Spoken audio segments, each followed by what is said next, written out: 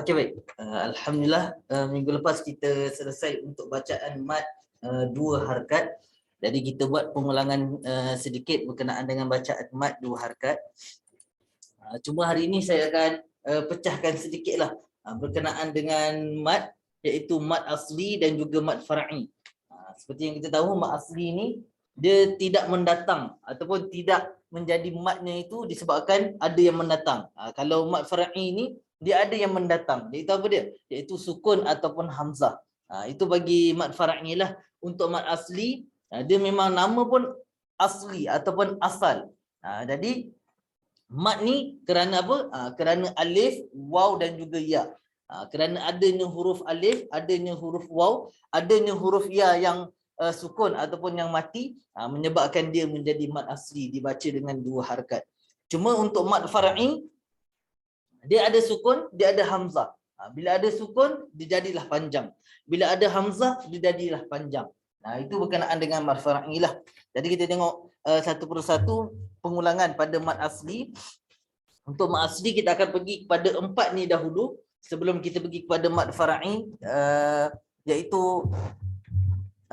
berkenaan dengan huruf hamzah ataupun mat far'i yang disebabkan huruf hamzah. Jadi untuk mat asli, kita kenal dulu mat asli. Mat asli ni apa? Mat asli ni ada juga yang mengatakannya sebagai mat tabi'i. Nama pun asal. Mat asli, nama dia asal ataupun asli. Jadi dia menjadi mat itu disebabkan oleh alif, waw dan juga ya. Alif, waw dan juga ya yang sukun ataupun yang tidak berbaris. Sebabkan alif, waw dan ya itulah yang tidak berbaris, itulah menjadikannya sebagai mat asli. Ataupun ada setengah ulama ataupun buku tajwid dipanggil sebagai mat tabi'i. Jadi ada 3 syarat. Syarat yang pertama, sebelum huruf alif ada huruf yang berbaris atas. Sebelum huruf alif ada huruf yang berbaris atas. Seterusnya, syarat yang kedua, sebelum huruf ya ada huruf yang berbaris bawah. Sebelum huruf ya ada huruf yang berbaris bawah. Dan yang ketiga, sebelum huruf waw ada huruf yang berbaris hadapan. Sebelum huruf waw ada huruf yang berbaris hadapan. Ini adalah syarat-syarat mat asli, iaitu ada 3 syarat. Dan alif, waw dan juga ya ini, alif, ya dan juga waw ini perlulah sukun ataupun tidak berbaris. Dan ini adalah syaratnya lah. Kalau alif, sebelum alif ada berbaris atas, sebelum ya ada huruf berbaris bawah, sebelum waw ada huruf yang berbaris hadapan. Ini adalah 3 syarat utama mat asli. Jadi kalau tak ada 3-3 ni, maka tak jadilah mat asli. Kalau alif, sebelum alif itu baris depan, tak jadi mat asli. Ya, sebelum huruf ya itu berbaris depan, sebagai contoh, tak jadilah mat asli. Waw, sebelum huruf waw berbaris bawah, tak jadi juga mat asli. Jadi ini adalah syarat-syarat mat asli ataupun mat tabi'i. Ini adalah syarat-syarat mat asli ataupun mat tabi'i lah. Ada setengah panggil mat asli, ada setengah pula memanggilnya sebagai mat tabi'i. Jadi kalau 3 syarat ni kalau dipenuhi, dia akan jadi mat asli dah. Jadi untuk mat asli ni, nama pun asal, mat asli. Jadi daripada mat asli inilah berkembangnya menjadi mat-mat yang lain. Antaranya daripada mat asli inilah menjadi mat arid sukun. Tapi disebabkan sukun yang mendatang, asasnya daripada sinilah. 3 syarat inilah asasnya. Okey, seterusnya kita pergi kepada mat badal, pengulangan untuk mat badal yang kita dah pergi pada minggu lepas. Untuk hari ini saya tak ikut pada flow buku, sebab kalau saya ikut pada flow buku hari ini, dia akan menyukarkan sedikit tuan-tuan dan puan. Kalau tuan-tuan dan puan tengok seimbas lalu, kita tengok pada muka surat 21 dan 22. Muka surat 21 dan 22. Kalau tuan-tuan dan puan tengok seimbas lalu,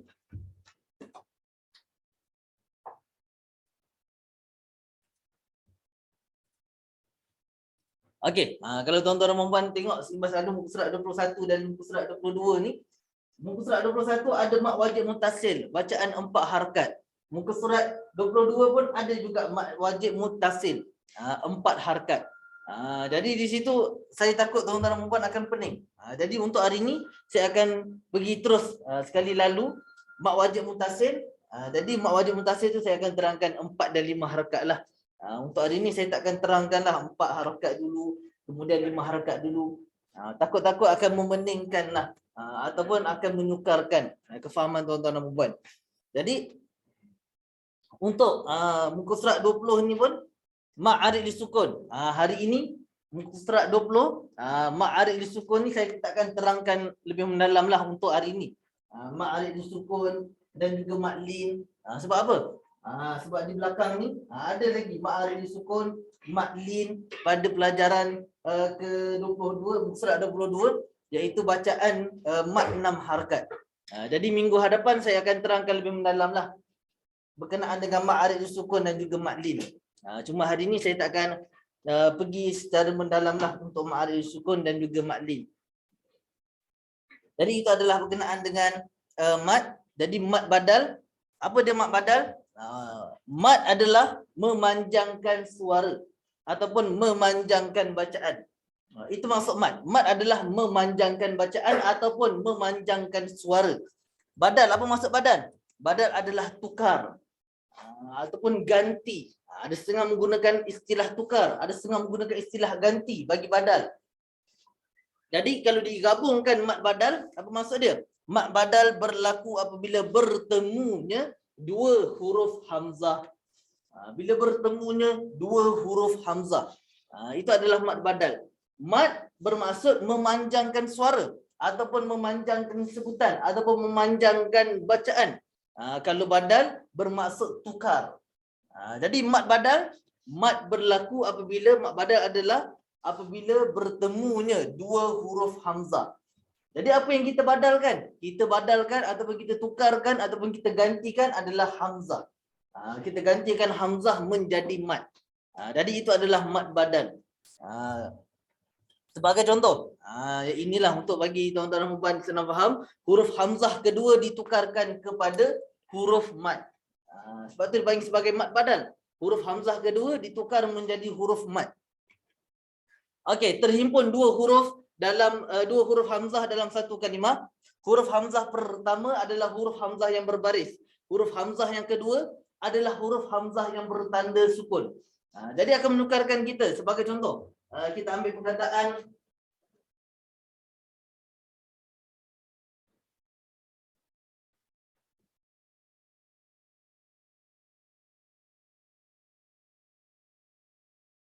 yang ni, amanu. Kalau ikutkan bacaan dia, ya ayyuhalladzina amanu, dia akan menukarkan kita. Ya ayyuhalladzina amanu idza nudiya lis-salati min yaumil jumu'ah, sebagai contoh dalam surah Jumu'ah. Jadi kita badalkan ataupun kita tukarkan huruf hamzah yang kedua, kita tukarkan kepada huruf hamzah huruf mat. Jadi daripada sini kita akan tukar kepada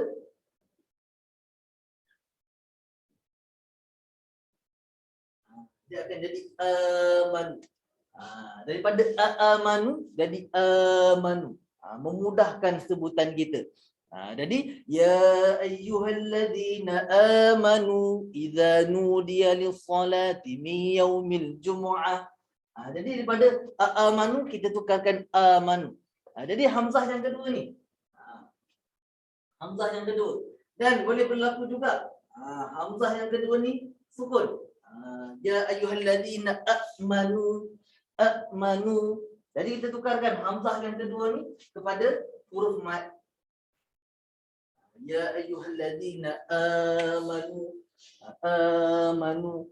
Jadi itu adalah berkenaan dengan mat badalah, bertemunya dua hamzah dalam satu kalimah dan terhimpun dua huruf hamzah dalam kalimah. Huruf hamzah pertama berbaris, huruf hamzah kedua bertanda sukun dan kadar bacaannya adalah 2 harakat saja. Mengikut bacaan kita lah, Imam Hafs an Asim.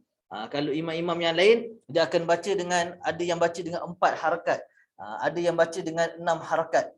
Cuma untuk kita akan bacanya dengan 2 harakat saja.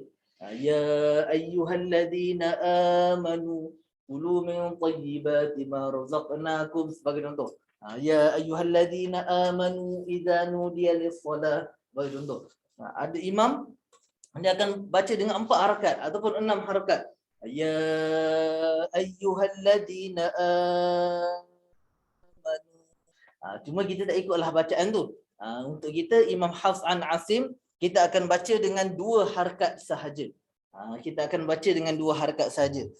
Jadi yang seterusnya. Okey, hamzah pertama berbaris atas, hamzah kedua akan ditukar menjadi huruf. Kalau hamzah pertama berbaris atas, kita berbalik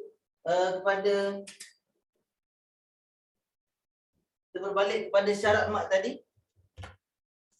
Syarat yang pertama untuk mat, syarat yang pertama adalah baris atas, selepasnya ada alif ataupun alif sebelum dia berbaris atas.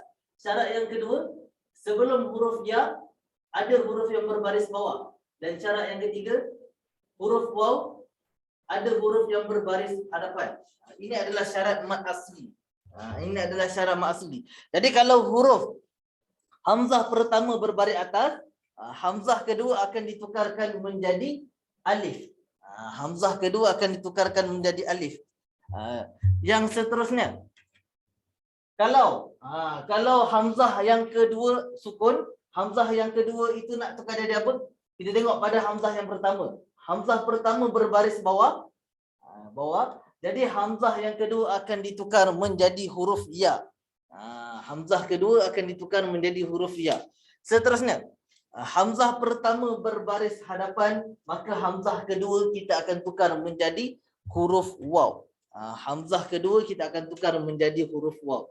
Itu adalah berkenaan dengan penukaran lah.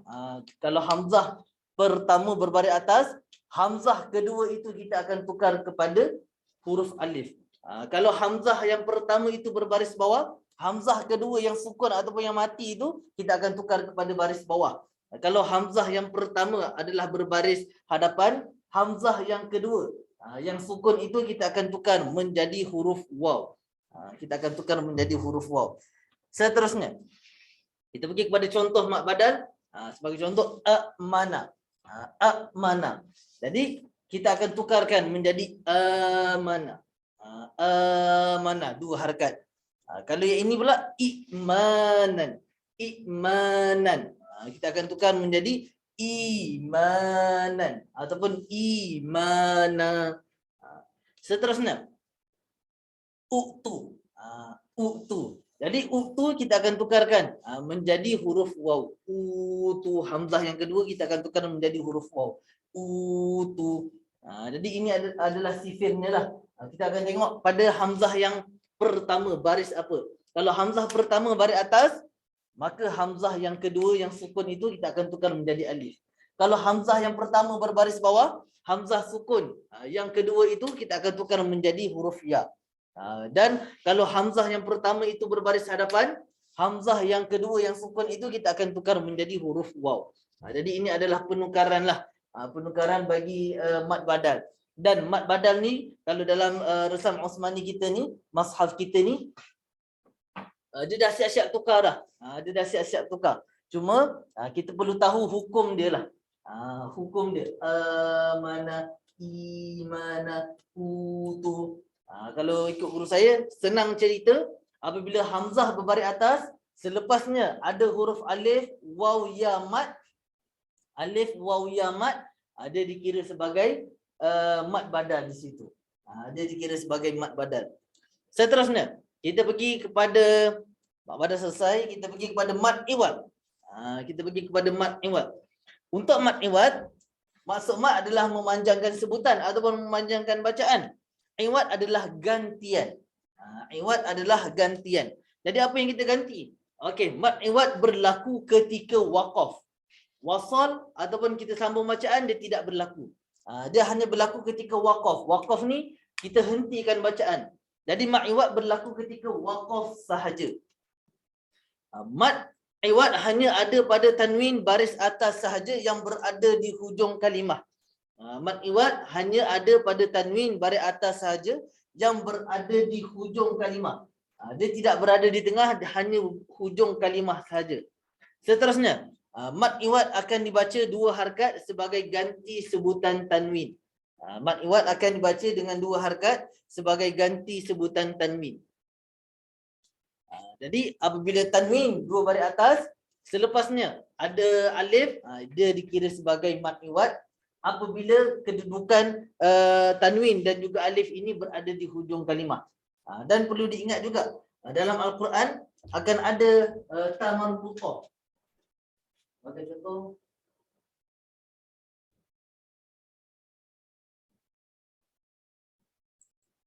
wajibatan. Untuk mad iwad di sini dia tidak berlakulah. Sebab apa? Sebab ta marbuthah ni, ta marbuthah ini wajibah. Dia akan jadi seperti itu. Jadi kita berhenti di sini, dia akan jadi wajibah. Kita tak akan sebut wajibatan dua harakat. Di sini dia tidak berlaku mad iwad. Mad iwad hanya berlaku pada tanwin daripada atas selepasnya ada alif. Dan tanwin ini akan dihilangkanlah, akan menjadi satu baris sahaja. Dan ada lagi satu. Sebagai contoh as-samaa.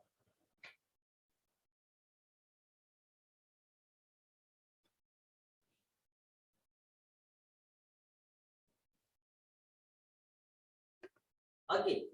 Ini pun mad iwad tidak berlaku di sini. Sebab apa? Sebab hamzah itu kita akan sebut dengan satu baris sahaja. Cuma tak ada mad lah. Minas samaa binaa. Binaa. Kita akan sebut. Yang ini kita akan sebut.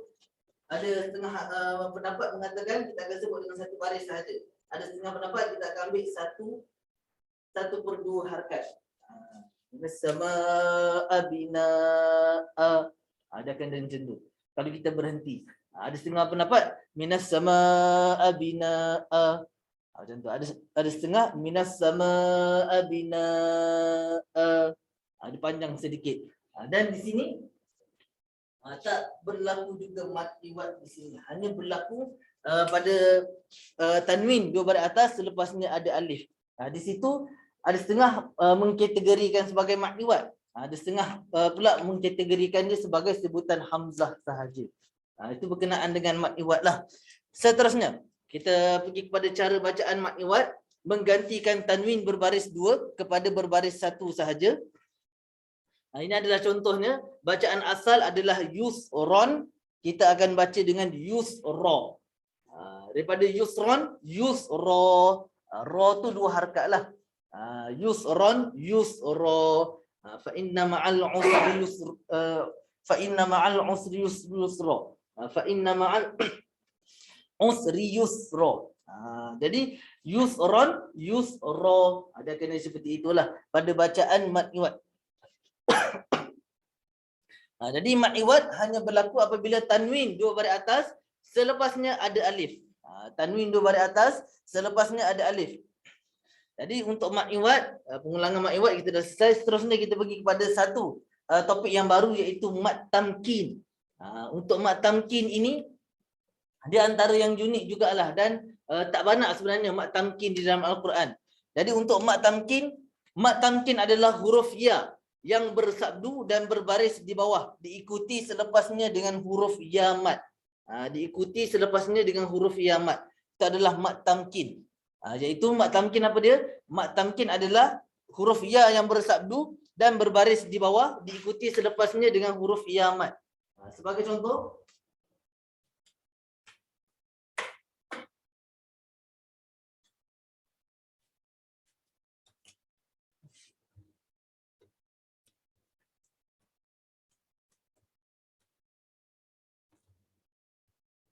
okey, sebagai contoh, huruf ya yang bersabdu. Huruf ya yang bersabdu dan berbaris bawah dan berbaris bawah. Dan diikuti selepasnya dengan huruf ya mad. Ya, dan ini pun ya. Dia akan jadi seperti ini. Jadi, yang ini kita akan tambah dengan huruf yang lain lah. Sebagai contoh, nabiyina. Nabiyina.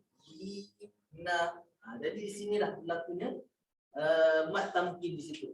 Yaitu huruf ya yang bersabdu. Ini yang pertama, huruf ya yang bersabdu dan berbaris bawah, diikuti selepasnya huruf ya mad. Ini yang kedua lah. Yaitu yang pertama tadi Sebagai contoh, yang ni yang pertama huruf ya yang bersabdu dan berbaris di bawah. Yang ini yang pertama, diikuti selepasnya dengan huruf ya mad. Yang ini yang kedua. Jadi itu adalah dua syarat mat tamkin. Yang pertama, huruf ya bersabdu dan berbaris bawah seperti itu, bersabdu dan berbaris bawah. Yang kedua, huruf ya mad. Ya mad ini sebelum huruf ya mesti adalah huruf yang berbaris bawah. Itu adalah syarat untuk mat asli ataupun syarat mat lah. Jadi ini adalah syarat mat tamkin, iaitu ada dua. Yang pertama huruf ya yang bersabdu dan berbaris di bawah. Yang kedua adalah huruf ya mad. Itu adalah berkenaan dengan mat tamkin. Sebagai contoh, wa idza hujjitum, hujjitum. Jadi di sini kena pada syarat pertama di mana? Di sini syarat pertama. Dan yang ini adalah syarat yang kedua. Jadi ini adalah dua syarat bagi mat tamkin. Dua syarat bagi mat tamkin. Yang pertama, hujji. Ya yang bersabdu berbaris bawah, itu yang pertama. Yang kedua, ya mad. Ya mad adalah ya yang sukun. Sebelum ya sukun itu ada huruf ya yang berbaris bawah. Jadi di sinilah berlakunya mat tamkin. Di situ. Mat tamkin. Wa idza hujjitum, hujjitum. Itu adalah berkenaan dengan mat tamkin. Okey, mat tamkin berlaku apabila bertemunya dua ya di dalam satu kalimah. Huruf ya yang pertama berbaris kasrah ataupun berbaris bawah dan bertasydid. Itu adalah berkenaan dengan mat tamkin, dan mat tamkin kita akan baca dengan dua harakat sahaja. Dipanjangkan dengan kadar dua harakat sahaja. Ini adalah contoh mat tamkin di dalam Al-Quran. Ini adalah contoh mat tamkin di dalam Al-Quran. Ada 7 lah, ada 7 kalimah mat tamkin. Tapi yang paling banyak tak silap saya Nabi Jina. Nabi Jina. Tak silap saya lah yang paling banyak di dalam Al-Quran untuk mat tamkin Nabi Jina. Dan 2, 4, 6, 7. 7 inilah, berkisahkan 7 inilah di dalam Al-Quran berkenaan dengan mat tamkin. Jadi kalau kita tengok satu persatu, yang pertama,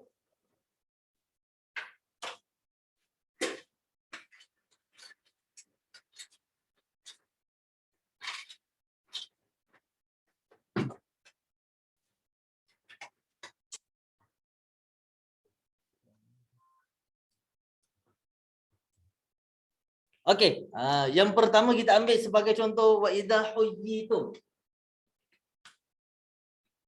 Yang pertama hujjitum.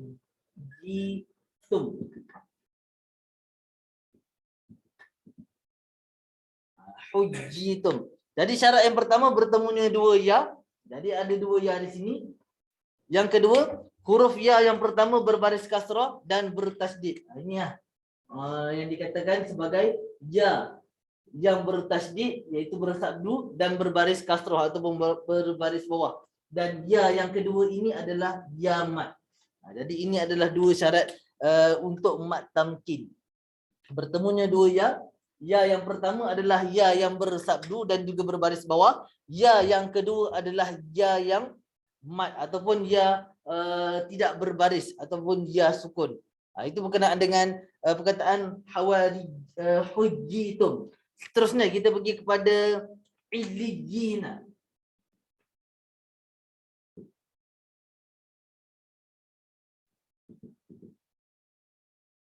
Okey. Ini pun sama juga. Ini pun sama juga, illijina. Ini adalah yang pertama dan ini adalah syarat yang kedua. Syarat yang pertama tadi adalah huruf ya. Huruf ya yang pertama adalah kasrah. Ini kasrah. Dan huruf ya yang kedua adalah huruf ya yang pertama juga adalah huruf ya yang berbaris tasydid dan kasrah. Dua inilah, tasydid dan juga kasrah. Dan huruf ya yang kedua adalah huruf ya yang mad ataupun huruf ya sukun.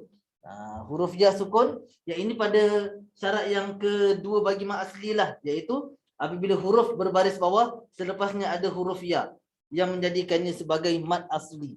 Ini adalah syarat-syarat bagi mat asli dan juga syarat bagi mat tamkin. Jadi untuk mat tamkin yang perlu untuk tuan-tuan dan puan perhatikan adalah berkenaan dengan kedudukan ya yang pertama. Kalau ya yang pertama itu bertasydid ataupun bersabdu, berbaris bawah juga. Huruf ya yang kedua adalah huruf ya sukun ataupun huruf ya mad, dia dikira sebagai mat tamkin lah di situ. Jadi saya minta kepada tuan-tuan dan puan untuk buka muka surat 52.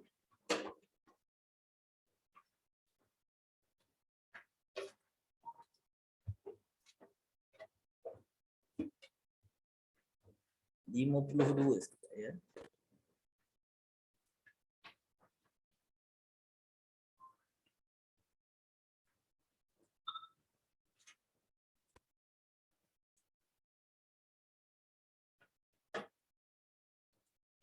Okey, jadi kalau tuan-tuan dan puan boleh tengok pada muka surat 52 ni, pada ayat 20, iaitu wal ummiyina. Wal ummiyina. Pada muka surat 52, muka surat 50 ayat yang ke-20. Muka surat 52 ayat 20. Wal ummiyina. Fa in hajjuka faqul aslamtum wajhiya lillahi wa man ittaba'an wa qul lil ladzina utul kitaba wal ummiyina. Wal ummiyina. Itu adalah mat tamkin. Di situ wal ummiyina.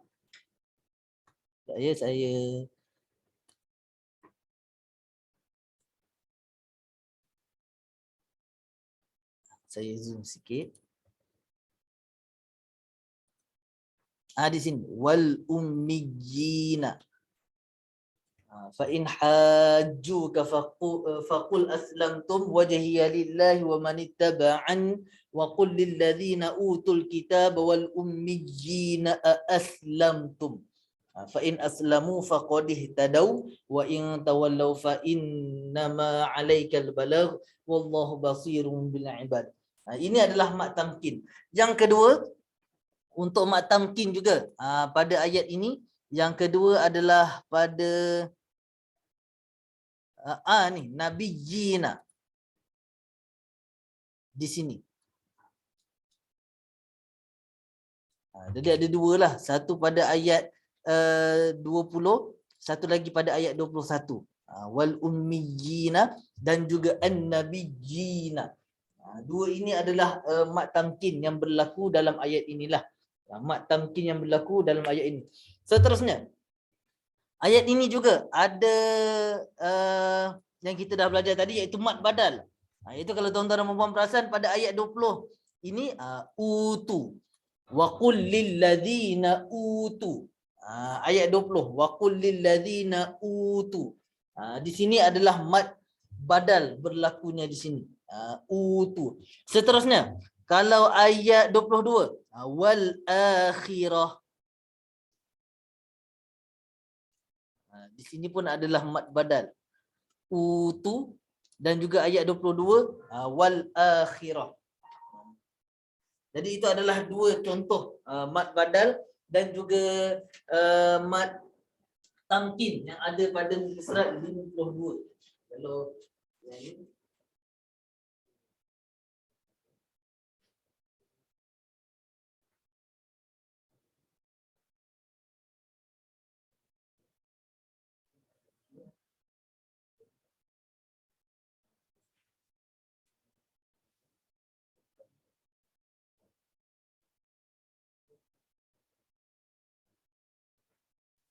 okey, jadi kalau di sini, kalau tuan-tuan dan puan perhatikan, kalau di sini hamzah, selepas hamzah ini ada huruf yang berbaris atas. Jadi di situlah berlakunya mat badal di situ. Iaitu mat badal, apa syarat mat badal? Syarat mat badal adalah kalau hamzah yang pertama berbaris atas, maka hamzah yang kedua akan ditukarkan kepada alif. Hamzah pertama berbaris atas, hamzah kedua akan ditukarkan kepada alif. Itu adalah bagi mat badal. Hamzah pertama berbaris atas, hamzah kedua akan ditukar kepada alif. Yang kedua, hamzah pertama berbaris bawah, hamzah kedua akan ditukarkan kepada ya. Dan yang ketiga, hamzah pertama berbaris depan, hamzah kedua akan ditukarkan kepada huruf waw. Ini adalah mad badal. Jadi yang berlaku di sini hanya dua je lah, iaitu hamzah yang pertama berbaris atas, hamzah kedua akan ditukarkan menjadi alif. Di sini. Wal akhirati. Wal akhirati. Hamzah pertama berbaris atas, hamzah yang kedua ni berbaris ataupun ditukarkan menjadi huruf alif, mad. Dan hamzah bagi syarat yang ketiga, iaitu hamzah pertama berbaris depan, hamzah kedua akan ditukarkan menjadi huruf waw. Ini adalah syarat mak badal. Sebab dia dah tukar siap-siap dah dalam Rusam Osmani kita. Jadi kalau ikutkan bacaan dia, kalau yang atas tu dia akan jadi uktu. Dia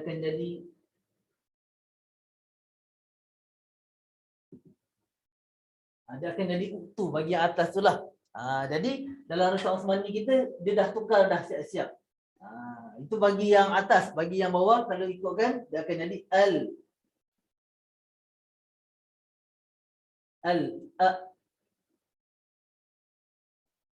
akhirah. Dia akan jadi al-akhirati. Jadi dalam Rusam Osmani kita dia dah siap-siap buang hamzah yang kedua ni, dan hamzah yang pertama ni diletak di tengah-tengah antara lam dan juga alif. Al-akhirati. Kalau tak dia akan baca dengan al-akhirati. Al-akhirati. Jadi dia padamkan yang ini dalam Rusam Osmani kita, dia dah padamkan yang ni dan dia dah tukar dah siap-siap hamzah di tengah antara lam dan juga alif. Itu pada Rusam Osmani kita lah. Dia dah tukar dah siap-siap. Kalau Al-Quran zaman-zaman dulu dia masih lagi mengekalkan. Cuma Al-Quran yang daripada Al-Quran Majid, daripada Al-Quran Majid sehinggalah ke atas dah tukar siap-siap dah. Al-akhirati utu, dia akan tukar siap-siap dah untuk mad badal. Ini hanya mad badal lah, yang warna pink tu.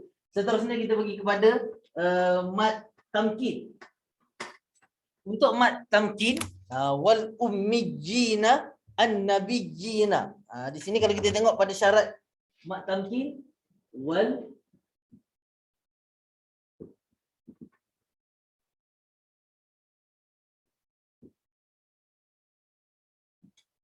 dan juga an-nabiyina.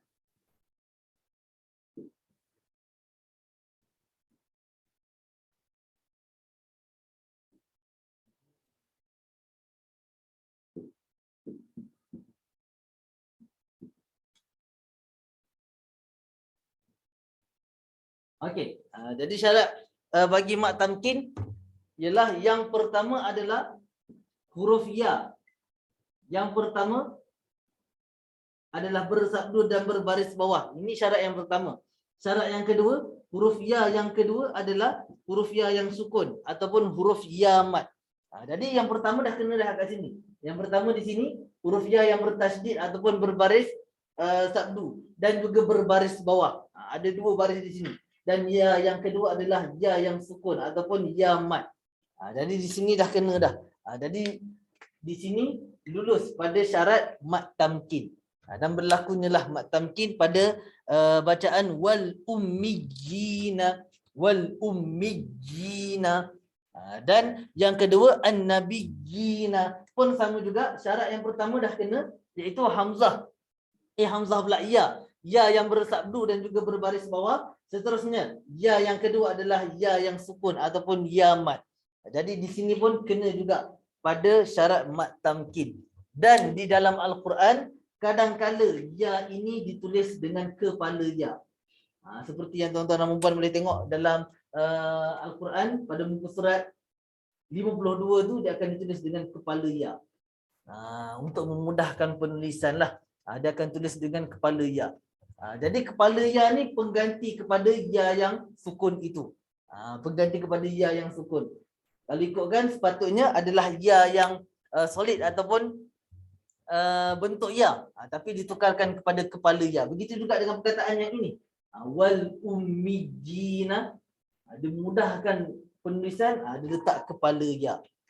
Itu adalah berkenaan dengan mat tamkin, iaitu bertemunya dua ya. Dan syarat pertama, ya yang pertama adalah ya yang bersabdu dan juga berbaris bawah.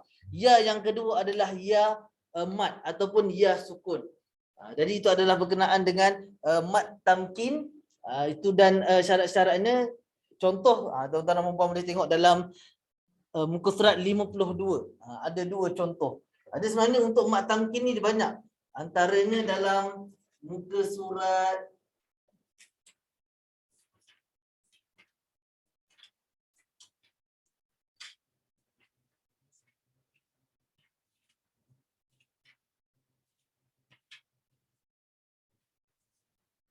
ada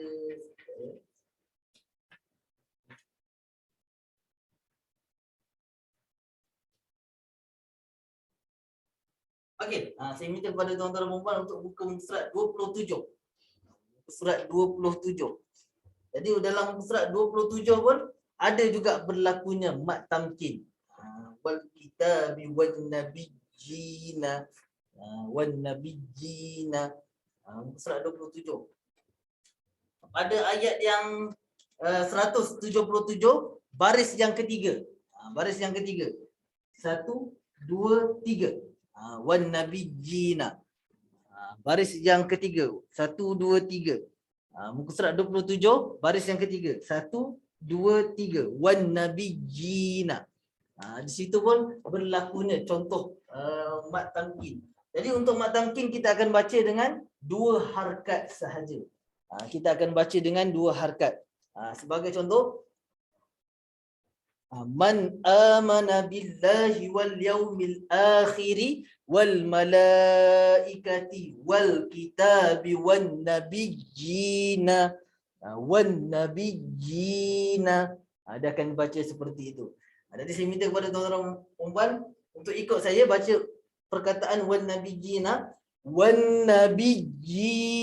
Cuba lagi sekali, wan nabiyina. Okey, itu adalah berkenaan dengan mat tamkin. Wan nabiyina. Masukkan sebab ya tu bersabdu. Jadi masukkan dalam sabdu tu. Wan nabiyina. Jangan kita matikan wan nabiyina. Kita matikan seperti itu.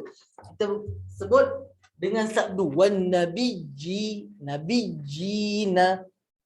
Ada pula yang tak sebut dengan ya yang kedua, wan nabiyina.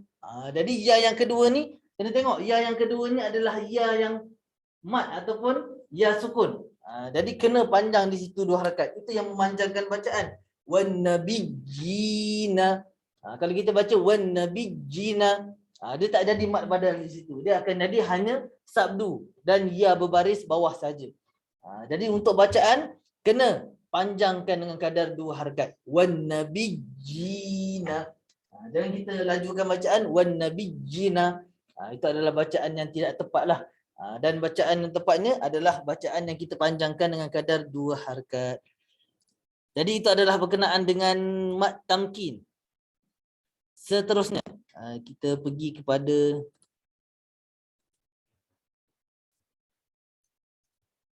okey, kita pergi kepada mat silah qasirah pula. Kita pergi kepada mat silah qasirah. Untuk mat silah qasirah, ini kita akan pergi yang pertama ni, kita akan pergi sekali imbas sajalah untuk mat silah qasirah. Sebab mat silah qasirah ni akhir nanti dia akan ada lagi satu. Mat silah tawilah. Mat silah qasirah dan tawilah. Hampir sama, cuma berbezanya adalah pada bentuk bacaan sahaja. Disebabkan bentuk bacaannya tu dia akan menjadi tawilah. Jadi itu adalah berkenaan dengan mat silah qasirah. Okey, mat silah qasirah berlaku apabila bacaan ha dhamir bertemu dengan huruf waw dan huruf ya kecil. Ataupun ada setengah panggil ya kepala ya. Ada setengah panggil ya kecil. Jadi mat silah qasirah berlaku apabila bacaan ha dhamir bertemu dengan huruf waw dan juga huruf ya kecil ataupun kepala ya. Huruf waw tu waw kecil jugalah. Sebagai contoh, lahu muslimun. Lahu muslimun. Ha dhamir ini di mana? Ha yang ini. Ha dhamir selepasnya ada huruf waw. Ha dhamir itu apa? Ha dhamir itu adalah dalam bahasa Melayu kita nya. Nya. Sebagai contoh, kita ambil perkataan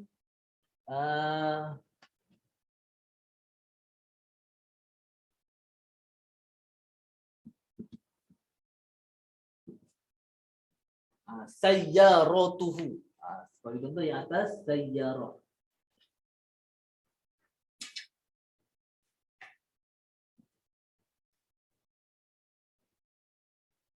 Sayyaratun.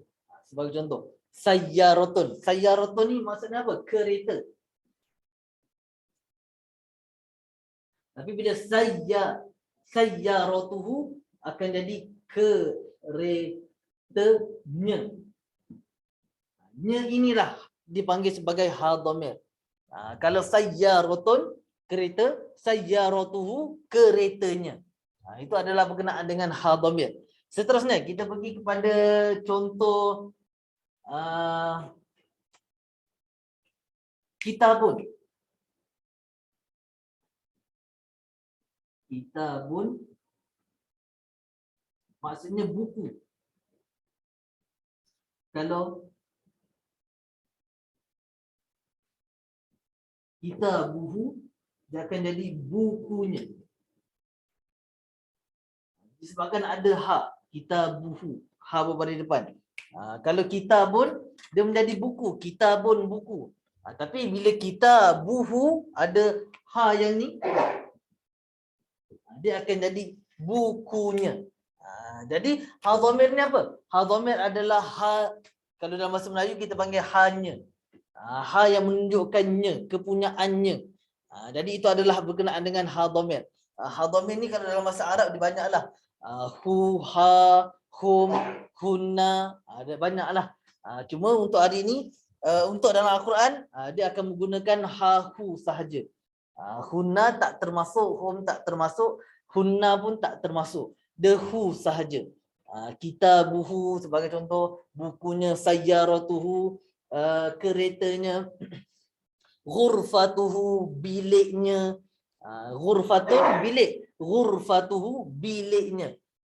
Kursiyu, kerusi, kursiyuhu kerusinya. Dia akan jadi seperti itulah. Jadi itu adalah berkenaan dengan ha dhamir, iaitu hanya. Kalau dalam bahasa Melayu, ha yang menunjukkannya, bacaannya ataupun menunjukkan kepada kepunyaannya. Menunjukkannya lah perkataannya. Itu adalah ha dhamir. Jadi maksilah qasirah adalah berlakunya apabila bacaan ha dhamir bertemu dengan huruf waw kecil dan juga kepala ya ataupun ya kecil. Jadi itu adalah maksilah qasirah. Jadi kalau alif kecil dia tidak berlaku. Dia hanya ada pada dua ini sahaja. Waw kecil dan juga ya kecil. Waw kecil dan juga ya kecil. Alif kecil tidak berlaku di sini. Sebab maksilah qasirah selalunya dia akan jadi ha tu dia akan berbaris dengan baris hadapan ataupun akan berbaris dengan bawah. Dia ha ni dia tidak akan menjadi baris atas. Sebab kalau baris atas dia tidak disebut sebagai ha dhamir pada maksilah qasirah. Dia disebut sebagai ha dhamir tapi dia tidak dikategorikan sebagai maksilah qasirah kalau ha berbaris atas. Tapi kalau ha yang berbaris depan, kalau ha yang berbaris depan dan juga bawah, kalau depan dia akan pergi kepada waw kecil. Kalau baris bawah dia akan pergi kepada ya kecil ataupun kepala ya. Untuk berbaris atas tidak berlaku untuk ha dhamir ini. Jadi cara untuk mengenal maksilah qasirah, selepas ha dhamir ada waw kecil ataupun kepala ya. Dua ini sahajalah. Alif kecil tidak berlaku. Dia hanya berlaku pada waw kecil dan juga kepala ya yang kecil. Dan maksilah qasirah ini akan dibaca dengan dua harakat. Ha dhamir itulah yang menunjukkan kepada bacaannya lah. Dia akan dibaca dengan dua harakat kalau kita sambung. Kalau kita waqaf, dia tidak akan dibaca dengan dua harakat ini. Dia akan matikan terus harakat, dia akan matikan terus baris. Dia akan sebut ha itu saja. Sebagai contoh, kalau tuan-tuan dan puan boleh tengok pada muka surat 52 tadi. Kalau kita buka muka surat 52,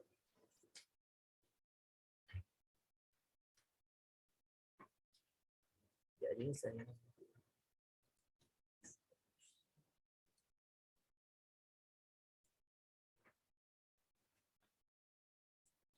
okey, pada ayat yang ke-18. Yang ini.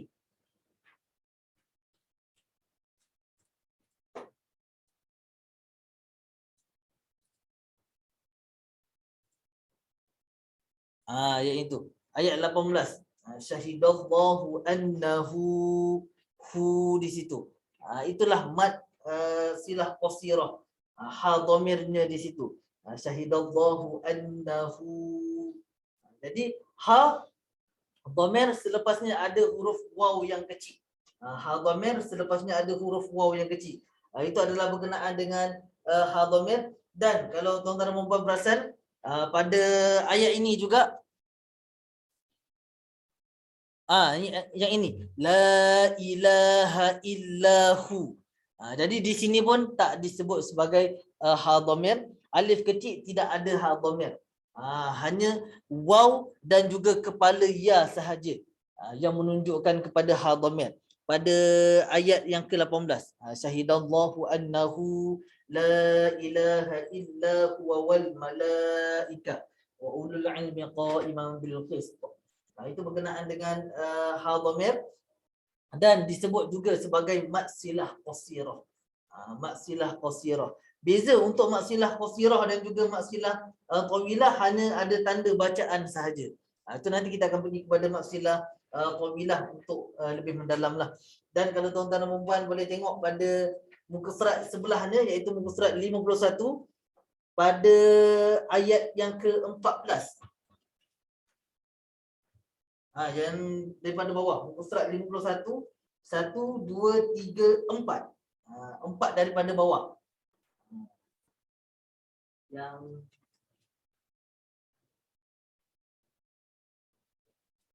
ayat 41, ayat ini daripada bawah, 1, 2, 3, 4. Indahu, ha dhamir akan jadi seperti itu juga, iaitu ha yang tunggal lah. Indahu husnul ma'ab. Ayat 41 daripada bawah. 1, 2, 3, 4. 4 daripada bawah. Indahu husnul ma'ab. Jadi itu adalah berkenaan dengan ha dhamir bagi huruf waw. Dan kalau tuan-tuan dan puan tengok pada ayat yang ke-13. Di sini ayat yang ke-13. Betul lah, ayat yang ke-13. Ayat yang ke-13 atas dia. Basarihi.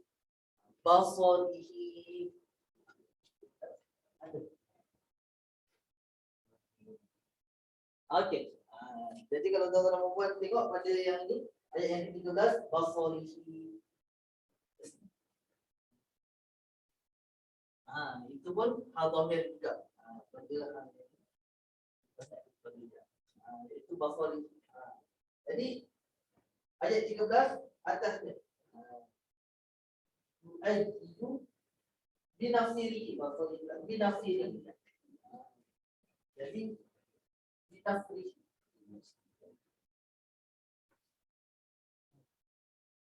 Okey.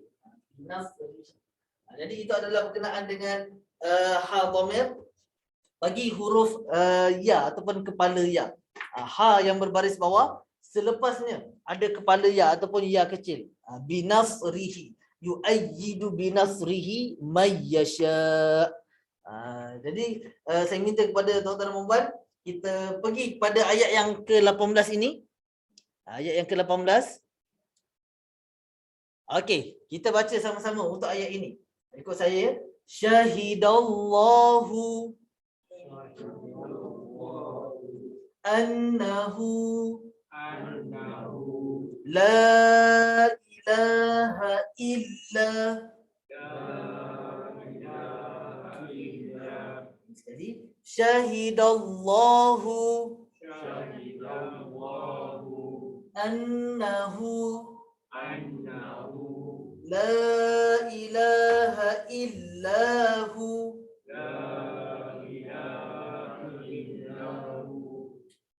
wal malaikatu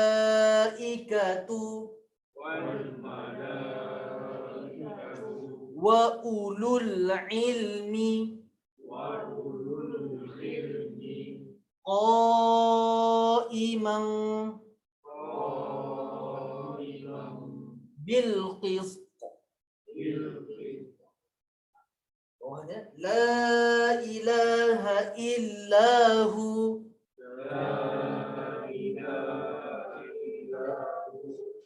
al-azizul hakim.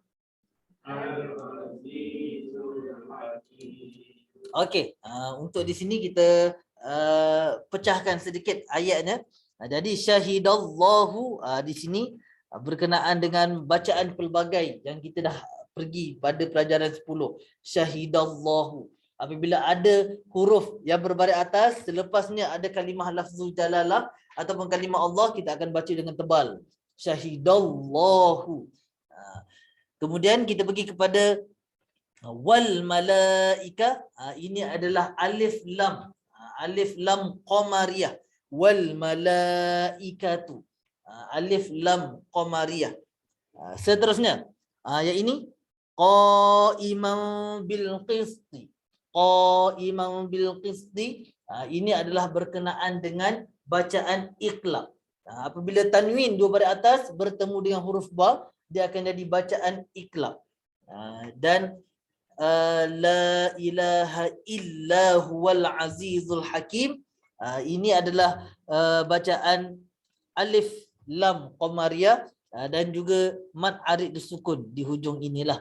Mad arid disukun. Untuk mad arid disukun hari ini saya tak akan sentuh untuk mad arid disukun. Kita akan pergi pada bacaan 6 harakat nanti untuk mad arid disukun, lebih mendalamlah pengulangannya. Seterusnya kita sambung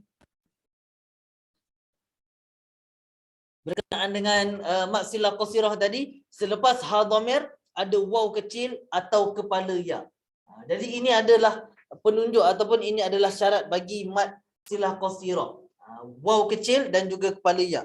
Kalau tak ada waw kecil, tak ada kepala ya, dia tak akan jadi mad silah qasirah.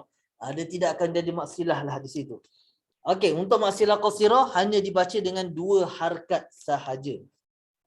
Seterusnya, kita pergi kepada mad far'i. Kita pergi kepada mad far'i, iaitu huruf hamzah. Mad far'i adalah mad yang datang disebabkan, yang berlakunya mad disebabkan hamzah ataupun sukun. Cuma hari ini kita akan fokuskan kepada hamzah lah untuk mad far'i. Jadi untuk tanda bacaan, tanda melintang sedang. Ini adalah tanda bacaan bagi bacaan panjang. Ini adalah tanda bacaan bagi bacaan panjang. Jadi bila kita sambung bacaan, bila kita nampak tanda ni, dia akan jadi bacaan 4 ataupun 5 harakat. Kalau kita sambunglah. Kalau kita berhenti, dia akan jadi 4, 5 ataupun 6 harakat. Bergantung kepada jenis mad itu. Ada mad dia akan jadi 6 harakat. Ada mad dia akan jadi 4 ataupun 5 sahaja. Dia tidak semuanya akan jadi 6. Dia akan jadi 4 ataupun 5, ada juga yang akan jadi 6 harakat. Ada juga yang akan jadi 2, dia akan jadi 4 ataupun 6 harakat. Dia ada 2. Jadi sebab tu saya letakkan 4, 5 ataupun 6 harakat. Kadar bacaan ketika waqaf. Jadi ini adalah tanda bacaan. Sebelum kita pergi kepada mad far'i, kita kena tahu dululah berkenaan dengan simbol ni. Kita kena tahu berkenaan dengan simbol ni. Kalau simbol ni, adanya simbol ni pada sesuatu bacaan ataupun sesuatu kalimah, kita akan tengok antara mad far'i yang mana menunjukkan pada simbol ini. Sebab simbol inilah yang menunjukkan bacaan mad far'i. Mad far'i dia boleh dibaca dengan bacaan 4, 5 ataupun 6 harakat. Mad asli tak ada bacaan ni ataupun tak ada simbol ni. Bila mad far'i sahaja ada simbol ni. Jadi kita pergi satu persatu. Kita pergi kepada mad wajib muttasil. Sebelum tu kita pergi dulu. Apa maksud muttasil? Mad wajib muttasil. Maksud muttasil dari sudut bahasa adalah bersambung. Muttasil bersambung. Daripada perkataan wasala, sambung, wasal.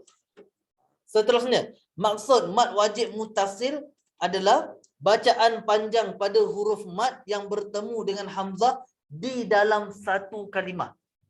Ini penting untuk tuan-tuan dan puan kena cakna untuk bertemu dengan hamzah di dalam satu kalimah. Dalam satu kalimah sahaja. Itu adalah mad wajib muttasil.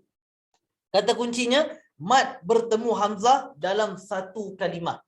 Dalam satu kalimah. Dan mad ini, perlu saya ingatkan, mad ini akan ada tanda yang ni. Ini adalah tanda mad panjang. Ada setengah orang panggil ombak. Ada setengah orang panggil kening. Jadi inilah tanda ni. Bila ada tanda ni, bertemu dengan hamzah dalam satu kalimah, dia akan menjadi mad wajib muttasil. Mad wajib muttasil. Jadi kita akan tengok satu persatu. Huruf-huruf mad wajib muttasil sama seperti huruf mad, iaitu alif, waw dan juga ya. Alif, waw dan juga ya. Jadi huruf mad wajib muttasil dia akan berkisar pada yang ini sahajalah. Alif, waw dan juga ya. Okey, dibaca dengan 4 ataupun 5 harakat sahaja untuk mad wajib muttasil. Mad wajib muttasil, kalau tuan-tuan dan puan boleh tengok dalam buku muka surat 21, dia ada tulis mad wajib muttasil berlaku apabila huruf mad bertemu dengan huruf hamzah di dalam satu kalimah. Di dalam satu kalimah. Sebab nanti kita akan jumpa mad jaiz munfasil pula. Lawan pada mad wajib muttasil. Cuma hari ini kita fokus dahulu berkenaan dengan mad wajib muttasil, iaitu huruf mad. Yang inilah, bila ada bacaan yang ni, sama ada alif, waw ataupun ya, selepasnya ataupun bertemu dengan hamzah dalam satu kalimah. Dalam satu kalimah. Dia akan jadi mad wajib muttasil. Jadi sebagai contoh, waja'a rabbuk. Waja'a rabbuk. Jadi di sini. Ini adalah bacaan mad dan selepasnya ada hamzah, bertemunya dengan hamzah. Dia akan jadi mad wajib muttasil. Dia akan jadi mad wajib muttasil di sini. Okey, itulah mad wajib muttasilnya. Iaitu bacaan mad alif, selepasnya ada hamzah. Jadi hamzah itu hamzah yang berbaris ataupun sukun, antara dua itulah. Boleh berbaris, boleh juga sukun bagi hamzah. Jadi waja'a rabbuk kita akan baca dengan 4 ataupun 5 harakat. Bergantung kepada bacaan kita lah. Ada orang memilih dengan 4 harakat, ada orang boleh memilih dengan 5 harakat. Cuma jangan lebih lah daripada 4 ataupun 5 dan jangan kurang. Jadi itu adalah berkenaan dengan mad wajib muttasil. Jadi kita baca sama-sama untuk perkataan ini. Ikut saya. Waja'a rabbuk. Cuba.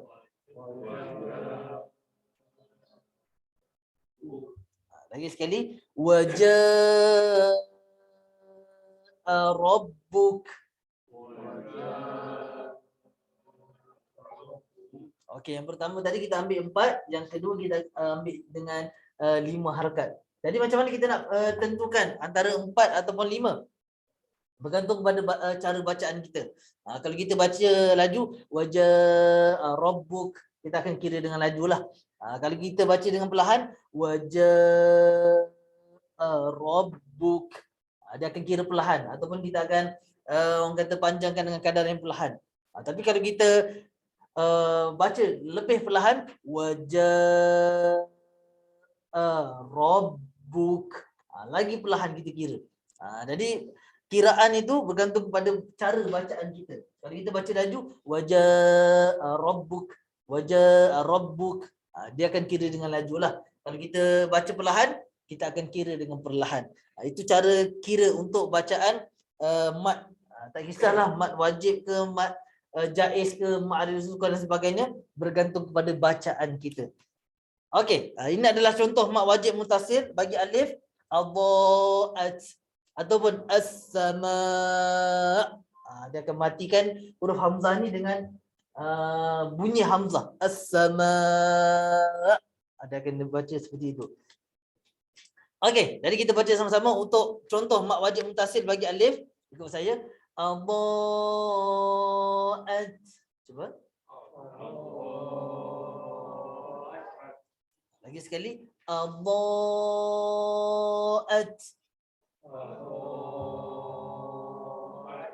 Okey, yang kedua. As-sama.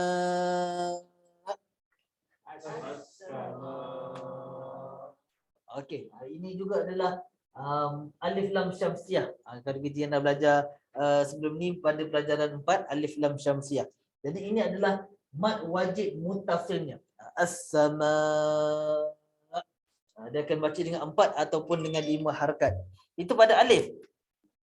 Seterusnya kita pergi kepada waw. Jadi itu adalah bacaannya. Waw kecil. Ada juga ditulis dengan waw yang besar. Waw kecil ataupun ditulis dengan waw besar. Sama sahaja. Dikira ataupun dibaca juga sebagai mad wajib muttasil. Jadi sama-sama ikut saja. Liyasu. Cuba. Liyasu. Lagi sekali. Liyasu. Liyasu. Okey. Yang sebelahnya. Yang sebelahnya. Antabu. Cuba. Okey, dengarkan sedikit. Sebab ini adalah irfa hakiki. Antabu.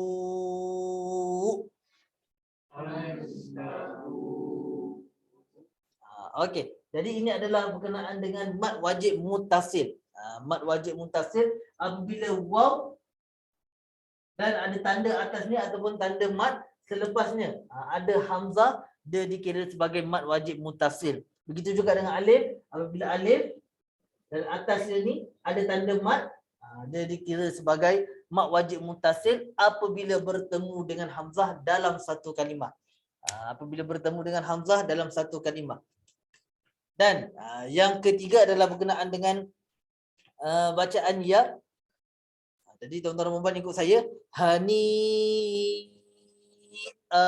Cuba. Lagi sekali. Hani.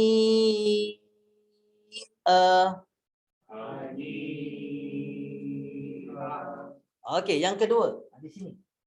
Si'at.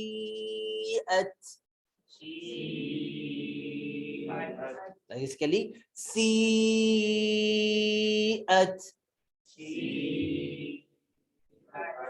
Okey, jadi di sinilah berlakunya mad wajib muttasil. Dan kalau tuan-tuan dan puan perasan pada sinilah.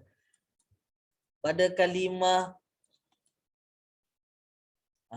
ini 1 2 3. Saya matikan hamzah. As-sama liyasu antabu. Tapi pada kalimah yang ini saya bunyikan hamzah. Hani. Sebab apa? Sebab kalau kita tengok di sini, ini sebenarnya adalah penukaran pada huruf iqlab di sini, mim ini. Sebenarnya di sini adalah huruf hamzah tanwin 2 baris atas. Cuma disebabkan sebelahnya ni sebenarnya ada huruf ba. Cuma saya tak ambil yang perkataan daripada huruf ba itu. Itu yang nampak hamzah di atas ini ada mim. Sedangkan ini sebenarnya adalah bacaan tanwin. Hani. Dia akan baca seperti itu. Kalau atas ni liyasu. Mati sebab apa? Sebab di sini tak ada tanwin. Untuk huruf hamzah ni tak ada tanwin. Dia akan baca dengan barisnya. Jadi kita matikan terus. Kalau kita berhenti di sini, kita akan matikan terus barisnya. Begitu juga dengan sini. Dia matikan barisnya. Sini pun dimatikan juga barisnya. As-sama antabu liyasu. Tapi bila di sini, dia hidupkan barisnya. Dia di sini dia akan menjadi mad iwad. Iaitu tanwin 2 baris atas, selepasnya ada alif. Dia akan jadi mad iwad lah di sini. Hani ataupun hani an. Cuma bila kita nak praktikkan mad iwad, hani dia akan jadi seperti itu. Itu adalah berkenaan dengan mad wajib muttasil. Mad wajib muttasil. Okey, jadi saya minta kepada tuan-tuan dan puan untuk buka muka surat 4 ayat 22.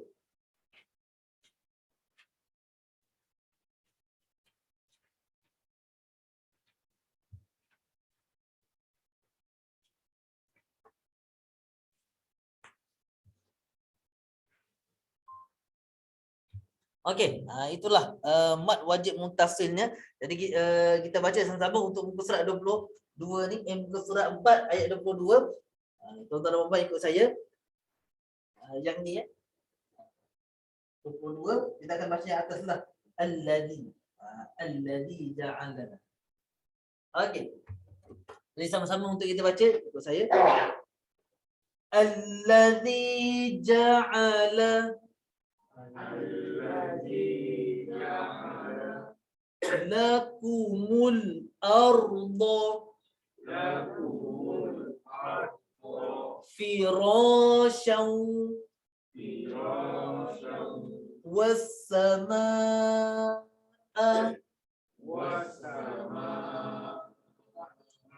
binaa. Okey, kita ambil balik pada sini. Daripada sini was-samaa binaa.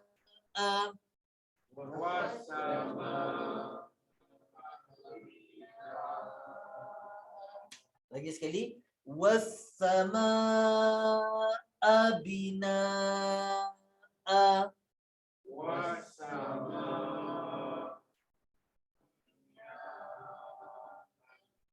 Jadi abinaa. Di sini kalau kita berhenti, kita akan sebut hamzah itu dengan satu baris sahaja. Tak dikira sebagai mad iwad, cuma ada setengah pendapat mengatakan ini juga dikira sebagai mad iwad sebab kita panjangkan dengan 1,5 harakat. Ada kata yang ini sebagai bacaan hamzah sahaja yang perlu kita berhenti. Was-samaa binaa. Seterusnya kita sambung kepada wa anzala minas samai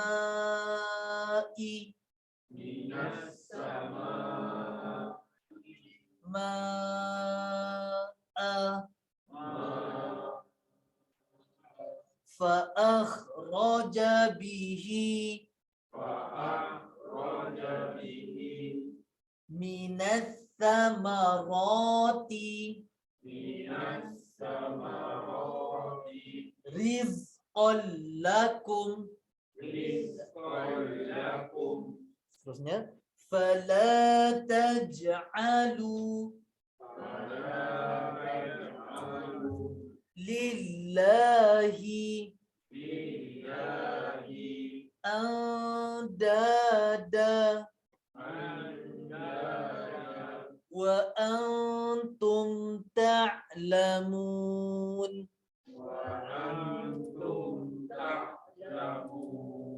Alhamdulillah. Okey, jadi kalau kita pecahkan pada ayat ini, yang di atas ini, alladhi di sini adalah alif lam syamsiah. Alladhi ja'ala lakumul arda, di sini alif lam qamariyah. Ja'ala lakumul arda, apabila ada tanda sukun ni, dia menunjukkan kepada alif lam qamariyah. Kalau ada sabdu, menunjukkan kepada alif lam syamsiah. Firasyan was-samaa, syaw ini masuk kepada idgham. Idgham ma'al ghunnah. Was-samaa, ini main kita lah, iaitu mad wajib muttasil. Mad wajib muttasil di sini. Itu dia.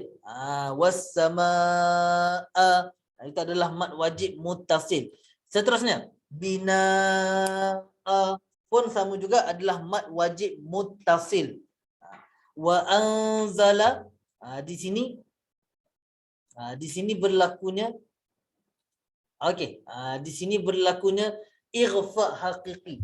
Berlakunya ighfa haqiqi. Wa anzala, nun mati bertemu dengan huruf zai. Huruf ighfa haqiqi ni banyak. Huruf ikhfa hakiki ni banyak. Jadi antaranya adalah huruf zai. Seterusnya minas samaa, alif lam syamsiah juga di sini sama. Dan ini adalah mad wajib muttasil. Begitu juga dengan sebelahnya. Mad wajib muttasil. Apabila huruf mad ada tanda yang ni, selepasnya ada hamzah dalam satu kalimah, dia akan jadi mad wajib muttasil.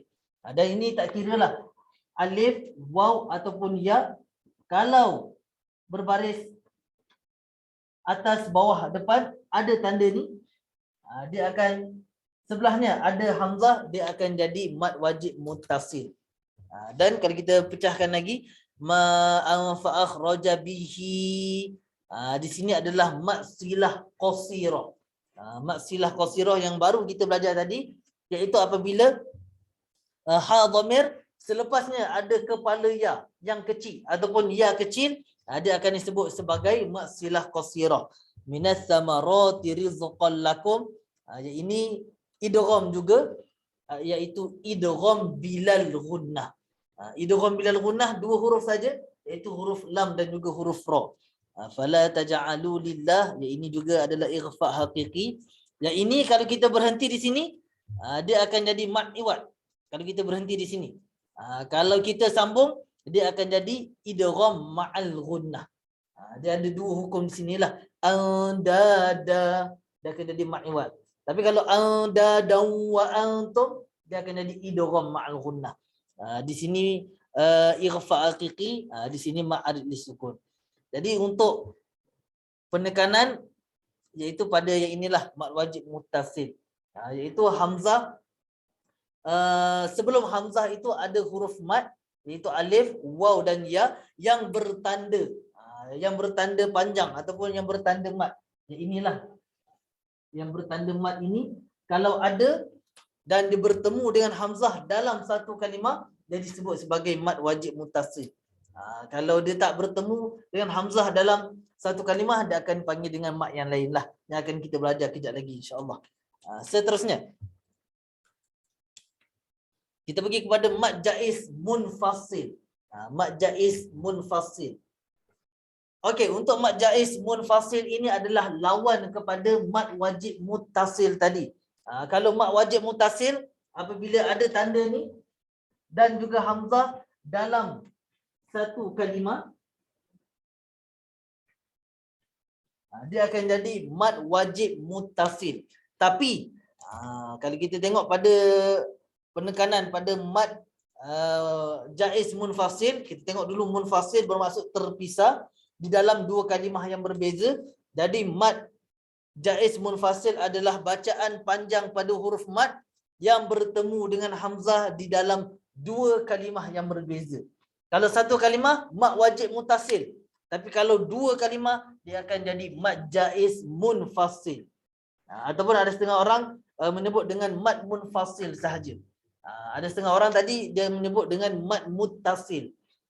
Tapi untuk tak nak keliru, akan adalah mad jaiz munfasil. Mad jaiz, mad wajib. Sebab perkataan ni sama, iaitu yang pertama tadi, yang pertama muttasil, yang kedua munfasil. Hampir sama, muttasil, munfasil. Jadi yang ini ada juga yang menyebut sebagai mad wajib. Yang ini ada yang menyebut sebagai mad jaiz. Untuk orang kata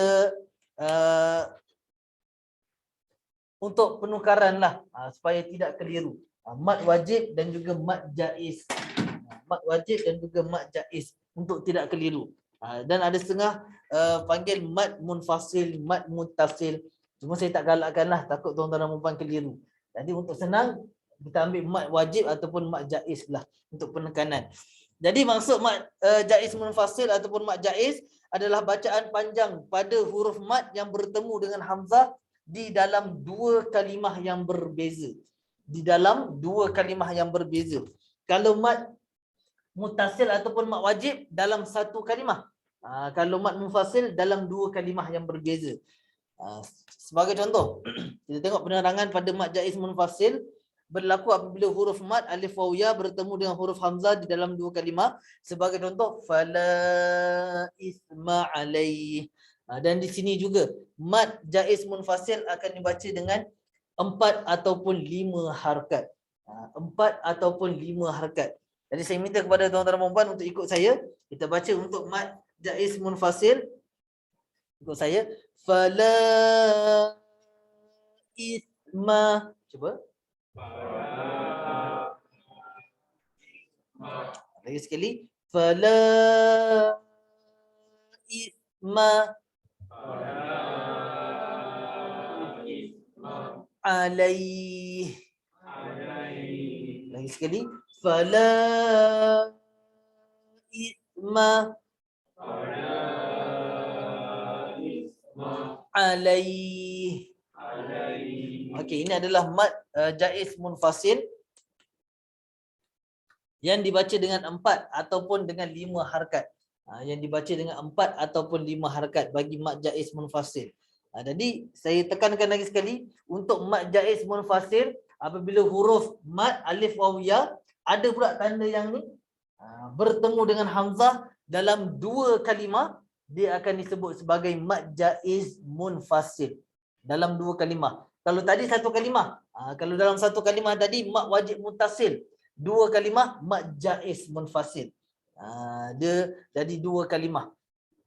Jadi pandangan sama saja kalau bacaan kita iaitu bacaan Hafs an Asim hanya 4 ataupun 5 harakat sajalah. Tapi kalau imam-imam yang lain ada yang baca dengan 6 harakat. Fala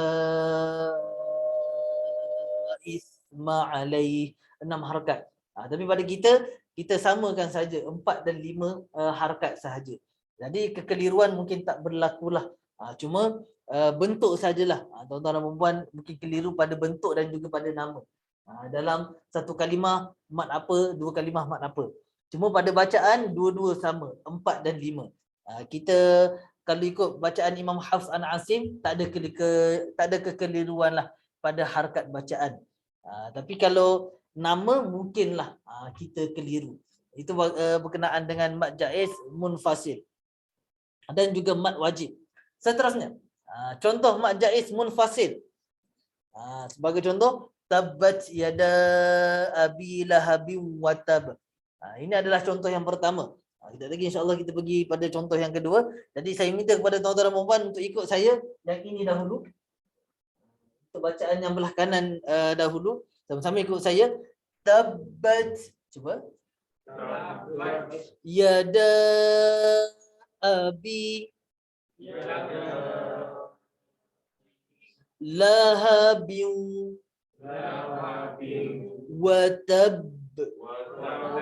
Okey, untuk yang ni tekankan sedikit untuk qalqalah ba sebab dia ada satu. Lagi sekali. Tabbat yada abi lahabin wa tab. Lagi sekali. Lahabin wa tab. Okey, jadi di sini kita tekankan sedikit untuk qalqalah. Jadi yang inilah, yang tulisan merah inilah adalah mad jaiz munfasil. Mad jaiz munfasil. Tabbat yada abi lahabin wa tab. Jadi itu adalah mad jaiz munfasil. Seterusnya, kita pergi kepada yang belah kiri pula. Ikut saya. Inna anzalnahu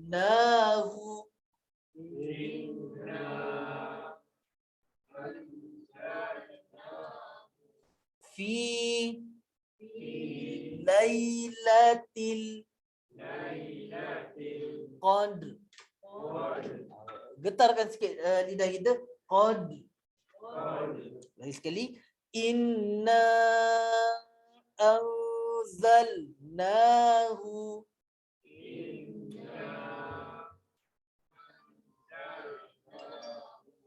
fi lailatil qadr. Alhamdulillah.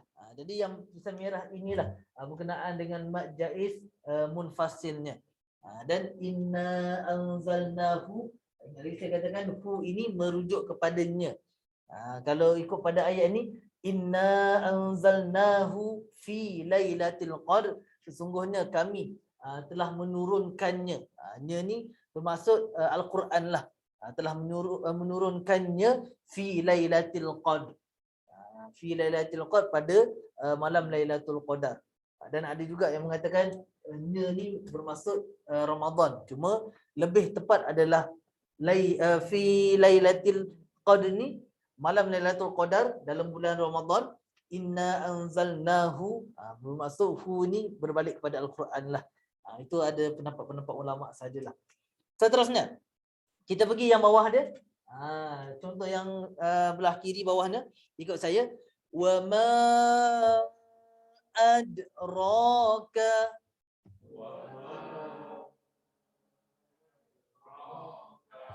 mal qari'ah.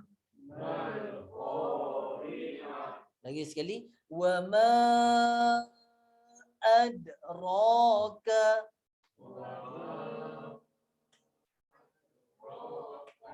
mal qari'ah. Ini kita dah pergi dah untuk bacaan pelbagai. Kalau kita matikan ataupun kita wakafkan, dia akan jadi ta tu akan jadi ha. Mal qari'ah. Dia tak akan jadi mal qari'at. Dia tak jadi huruf ta.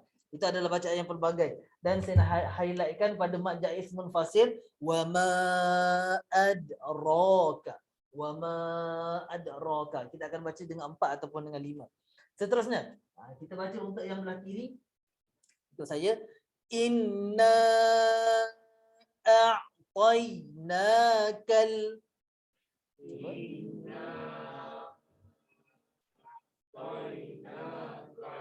kautsar. Lagi sekali, kautsar.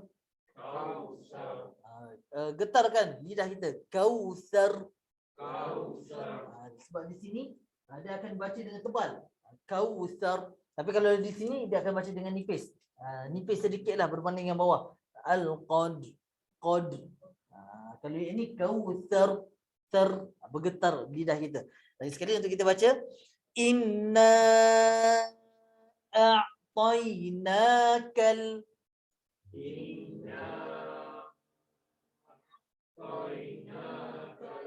kautsar. Alhamdulillah. Jadi itu adalah contoh bagi mad jaiz munfasil. Sekejap lagi kita akan tengok contoh yang berada di dalam Al-Quran. Cuma saya nak tunjuk kepada tuan-tuan dan puan, kalimah yang seperti mad wajib muttasil tetapi sebenarnya adalah mad jaiz munfasil. Seperti yang saya katakan, perbezaan antara mad wajib dan juga mad jaiz.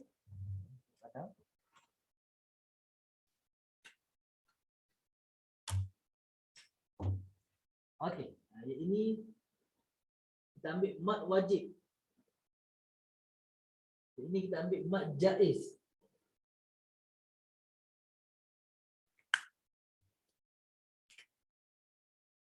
Okey. Untuk mad wajib, dia berada dalam cara yang pertama satu kalimah.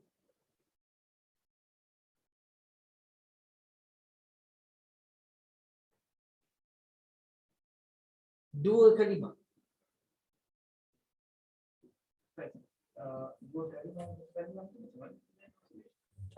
Maksudnya hamzah tu dia terpisah dengan kalimah tu. Sebagai contoh macam tadi, kita ambil inna a'tayna.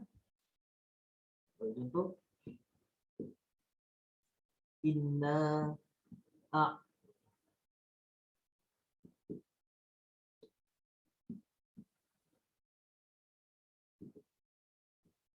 Okey, inna a'tainaka. Inna ni dia terpotong di sini. Inna bermaksud sesungguhnya. A'tainaka, kami telah memberikan kepadamu. A'tainaka, jadi ini bermaksud sesungguhnya. Ini bermaksud kami berikan ataupun aku berikanlah. Jadi dia terpotong di situ. Ada dua kalimah. Inna a'tainaka. Inna satu kalimah yang lain, a'tainaka satu kalimah yang lain. Yang kedua, as-sama.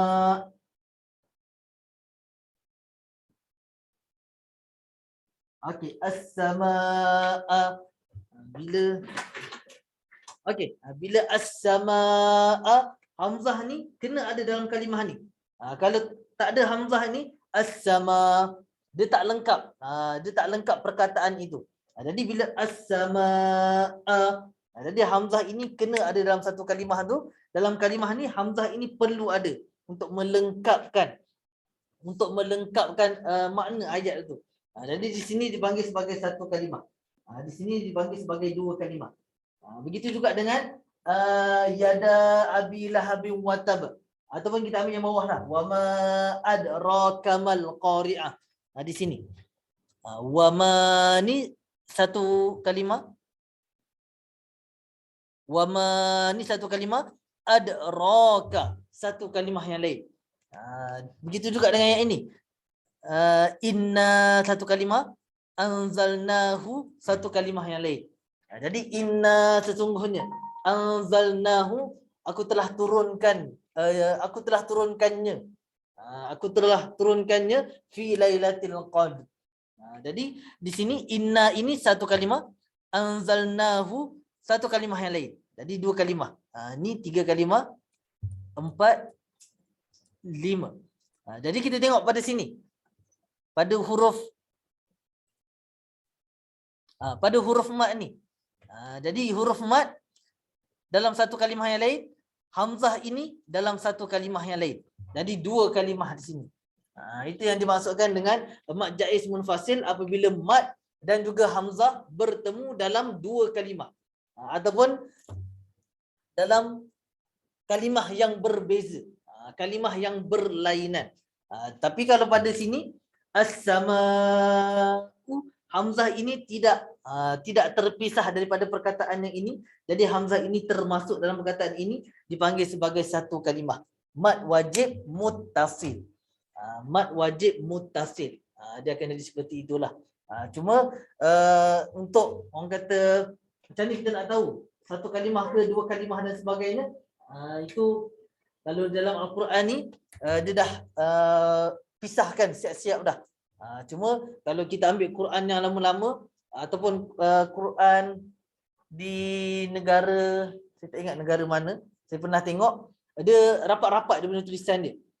Dia ikut masa Osmani macam ni, cuma dia rapat-rapat. Bila rapat-rapat tu mungkin menyukarkan kita lah. Penguasaan bahasa Arab perlu orang kata perlu ada lah pada bacaan Quran itu. Tapi kalau Quran yang dikeluarkan oleh Malaysia kita, alhamdulillah diorang dah pisahkan lah. Pisahkan jauh-jauh. Mana mat wajib mutasil, diorang rapatkan sedikit untuk menunjukkan pada perbezaan antara mat wajib dan juga mat jaiz. Dan kalau kita tengok pada Quran kita yang ni pun, dia dah siap-siap tuliskan, warnakan. Dia dah siap-siap warnakan untuk membezakan antara mat jaiz dan juga mat wajib. Cuma macam mana kita nak tahu di dalam Al-Quran? Yang pertama penguasaan bahasa Arab. Yang kedua, kita boleh juga tengok pada bentuk penulisan di dalam Al-Quran itu. Dan dalam Al-Quran, Rasul Osmani seperti yang saya katakan tadi, dia dah pisahkan siap-siap dan dia dah cantikkan dah untuk memudahkan pembaca untuk mengenal tajwid apa yang ada dalam Al-Quran. Itu kelebihan lah yang ada pada Al-Quran Malaysia dan Al-Quran di Nusantara. Di Nusantara ni diorang dah siap-siap dah. Diorang dah siap-siap dah warnakan, diorang dah siap-siapkan, rapatkan, pisahkan dan sebagainya lah. Jadi itu adalah cara mengenal mat jaiz dan juga mat wajib.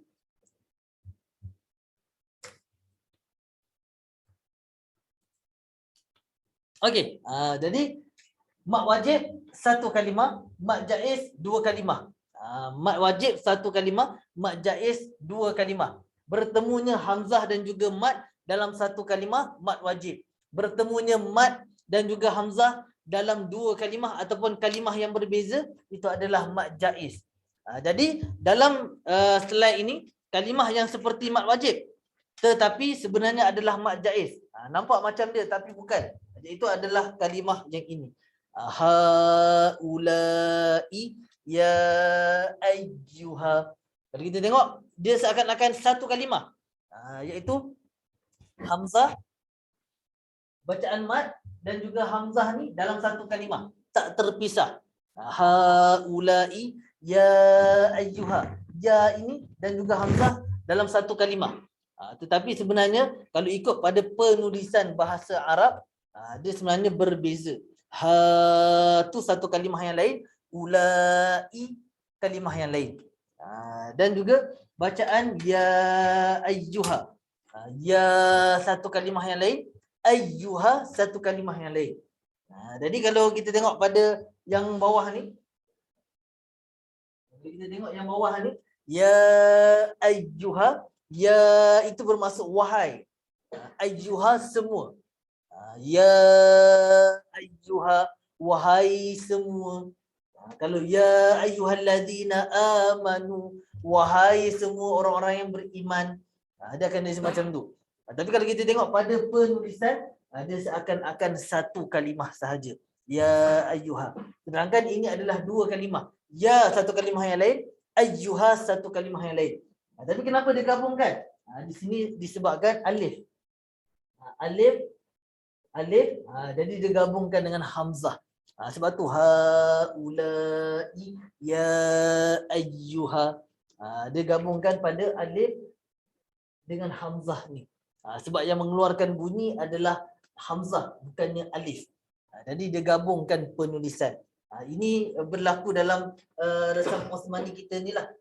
Iaitu pada, sebagai contoh,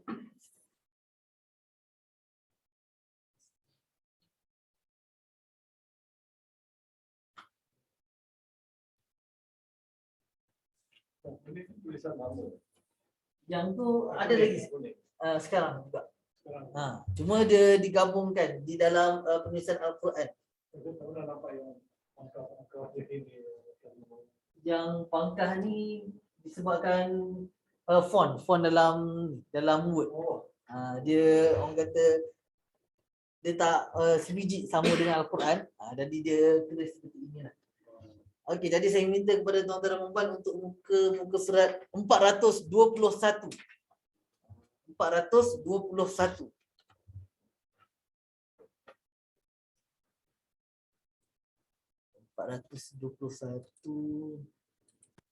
Okey.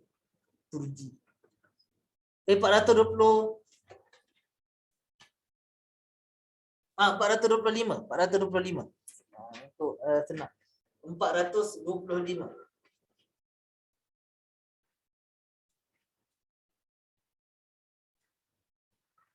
Dan saya minta pada tuan-tuan dan puan tengok pada muka surat 425 ayat 53. Sebelah ayat 52 ni. Di sini. Yang ni pandang. Ni orang kata adab. Adab kita bertemu dengan Nabi. Jadi ayat 53 sebelah kepala ayat 52. Itu adalah cara penulisan di dalam Al-Quran. Jadi ya ayyuhalladzina amanu. Jadi itu adalah bacaan mad jaiz munfasil. Mad jaiz munfasil. Cuma dalam Al-Quran ni dia tak bezakan antara mad jaiz dan juga mad wajib. Dia bezakan. Kalau tuan-tuan dan puan boleh tengok pada ayat ni warna hijau. Warna hijau. Tapi kalau tuan-tuan dan puan boleh tengok pada atas kali ni, mantasya'u, warna biru. Jadi di atas ni dia ditulis dengan warna biru. Mantasya, atas kan. Pada ayat yang pertama, turji mantasya. Di situ warna biru. Jadi itu adalah perbezaan. Kalau dalam Al-Quran ni, perbezaan dia adalah warna biru adalah mad wajib muttasil. Warna hijau adalah mad jaiz munfasil. Jadi mudahlah untuk tuan-tuan dan puan bezakan antara mat wajib dan juga mat jaiz. Mat wajib warna biru, mat jaiz warna hijau. Ada setengah Al-Quran mat macam Al-Quran saya di rumah mat wajib berwarna hijau, mat jaiz warna merah. Dia tengok pada Al-Quran lah. Kalau Al-Quran yang Andalus ni, Al-Quran Al-Andalus warna biru mat wajib, warna hijau adalah mat jaiz. Jadi saya nak highlightkan pada ya ayyuhalladzina amanu. Ya ayyuhalladzina amanu, kalau kita tengok pada maksudnya wahai orang-orang yang beriman. Pada ayat 53, wahai orang-orang yang beriman. Jadi ya itu adalah wahai, ayyuha orang-orang, alladzina amanu yang beriman. Jadi itu adalah dua kalimah yang berbeza. Dua kalimah yang berlainan. Ya berlainan, ayyuha berlainan. Ya adalah wahai. Ayyuhalladzina amanu, orang-orang yang beriman. Jadi itu adalah mat jaiz munfasil. Walaupun penulisan dia seakan-akan mat wajib. Kalau kita tengok macam mat wajib, tapi sebenarnya dia adalah mat jaiz munfasil. Jadi di dalam muka surat 425 ini banyaklah berkenaan dengan mat jaiz dan juga mat wajib dalam kalimah ini. Jadi saya minta kepada tuan-tuan dan puan-puan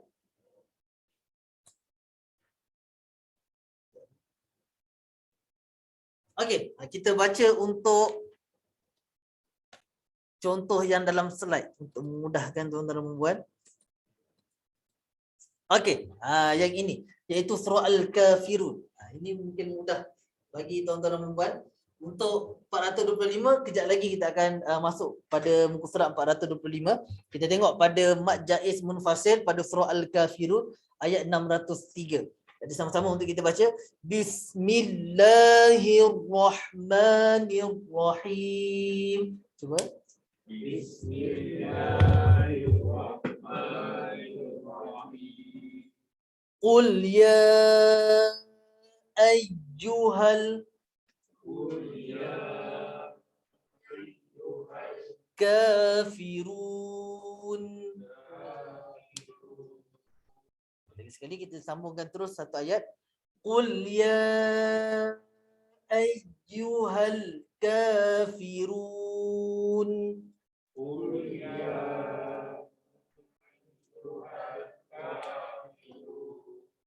Okey, di sini adalah mat jaiznya ya ayyuhal kafirun.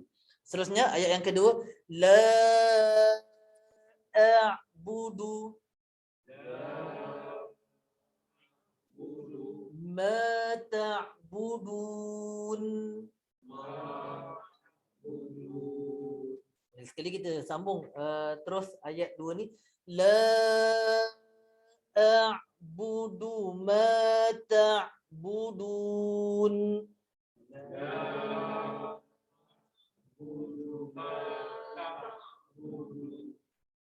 Bagus. Ayat yang kedua, wala antum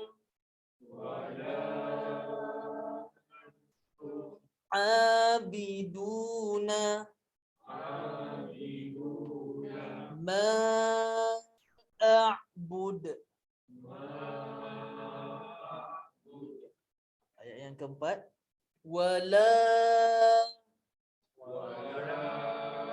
ana abidum ma abadtum. Sekali, wala ana abidum ma abadtum. Terusnya, wala antum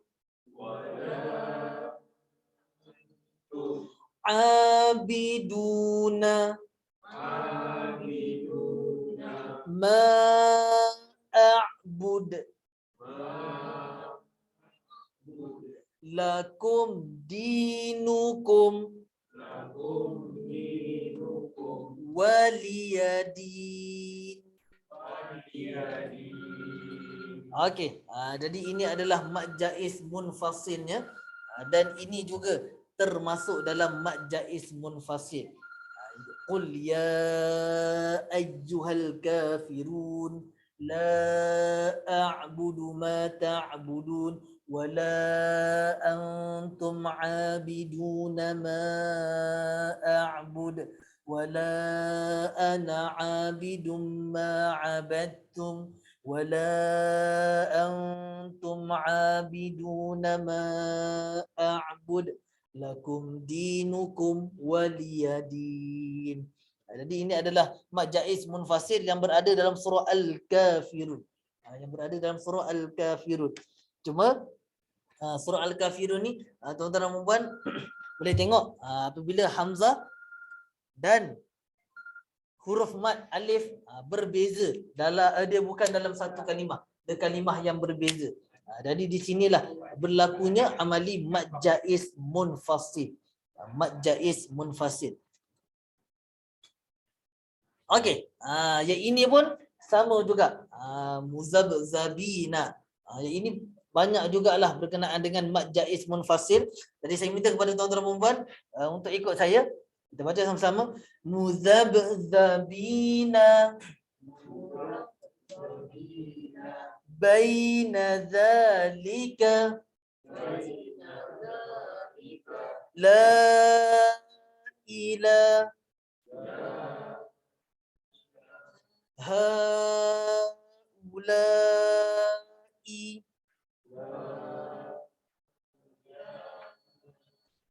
wala ilaha haula.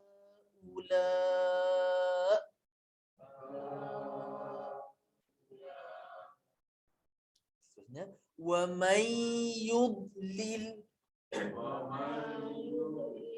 Jadi matikan huruf dad, jangan qalqalahkannya. Kalau qalqalah dia akan jadi wa may yudlil. Jangan yud. Matikan, lekapkan terus kita punya tepi lidah kepada gigi geraham. Wa may yudlil. Cuba. Okey, kita gabungkan. Wa may yudlilillahu falan tajida lahu sabila. Okey, ini adalah mad jaiz munfasilnya. Dan di sini sekejap saya ambil warna kuning. Di sini adalah mad wajib, di sini juga adalah mad wajib. Itu adalah perbezaan di antara mad jaiz dan juga mad wajib. La ila adalah mad jaiz. Haulai ada dua, mad jaiz dahulu baru kita jumpa mad wajib. Wala ila kita akan jumpa mad jaiz. Haulai samalah macam tadi. Kita akan jumpa mad jaiz dahulu barulah mad wajib. Jadi ini adalah ayat ini. Kalau kita nak tengok berkenaan dengan mad jaiz dan juga mad wajib, perbezaan di antara kedua-duanya, bolehlah kita tengok pada surah An-Nisa, muka surat 101. Muka surat 101 surah An-Nisa. Jadi ini adalah perbezaan. Muzabzabina baina zalika la ilaha ula haulai wa la ilaha ula. Wa man yudlilillahu falan tajida lahu sabila. Jadi ini adalah perbezaanlah di antara mad jaiz munfasil dan juga mad wajib muttasil. Seterusnya kita buat pengulangan sedikit untuk mad silah. Kalau tadi mad silah qasirah, ini mad silah tawilah. Perbezaan dia pada apa? Perbezaan dia pada tanda ini sahaja. Itu saja yang membezakan antara mad silah qasirah dan juga mad silah tawilah. Yang lain semua sama. Iaitu ha dhamir, selepas huruf ha dhamir ada huruf waw ataupun huruf ya kecil. Itu saja yang membezakan antara mad silah tawilah dan juga mad silah qasirah. Perbezaan pada tanda saja. Bila ada tanda ni, dia akan jadi mat silah tawilah. Kalau tak ada tanda ni, mat silah qasirah. Dia akan jadi seperti itu sahaja. Ini adalah mat silah tawilah, iaitu yang ada tanda yang inilah. Tanda bacaan mat yang panjang ini.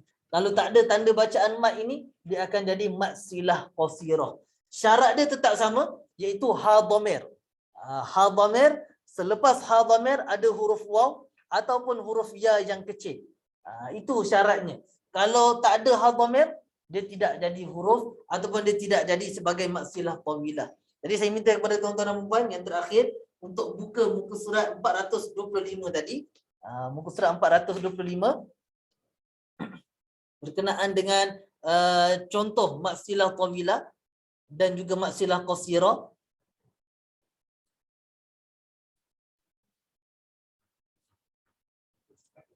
Ha, 425 yang tadi. 425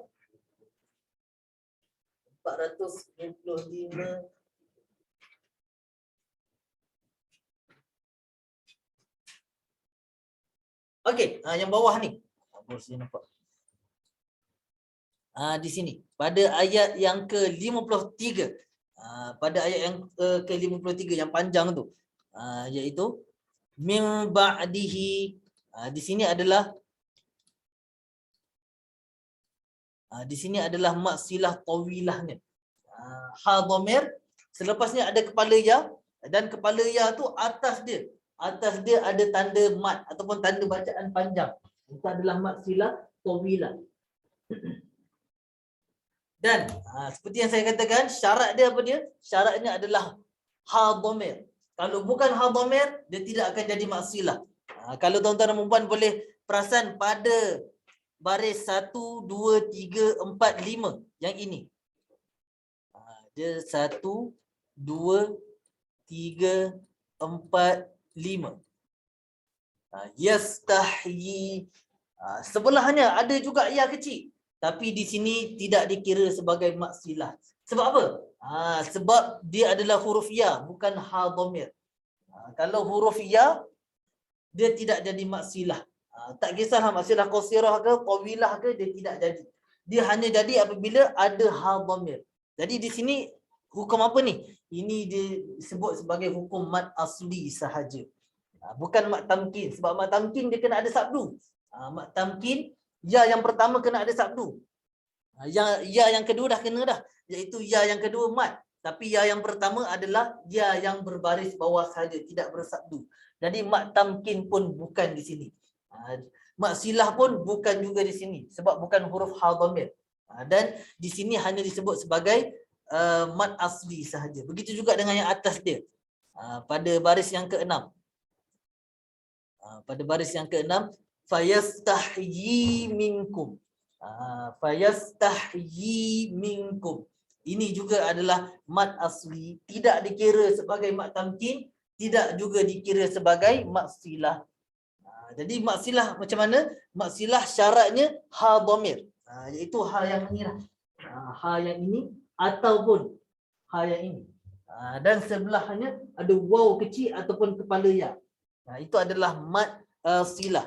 Mat tamkin macam mana pula? Mat tamkin, ya yang pertama adalah ya yang bersabdu dan berbaris bawah. Ya yang kedua adalah ya yang mat ataupun ya sukun. Ya mat. Jadi sini adalah huruf-huruf yang lain. Ini adalah mat tamkin.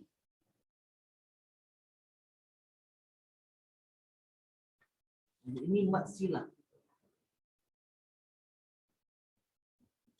Dan beza antara mat silah qasirah dan tawilah hanyalah tanda ini sahaja. Kalau ada tanda tu, mat silah tawilah. Kalau tak ada tanda ni, kalau kita padamkan tanda ni, dia akan jadi mat silah qasirah. Itu sahaja perbezaan antara kedua-duanya.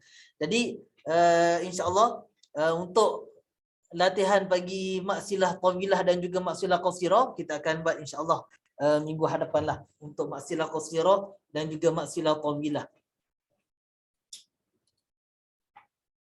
Okey, sebab minggu depan saya akan banyakkan pengulangan pada mat silah tawilah mat silah qasirah dan juga mat jaiz, mat wajib.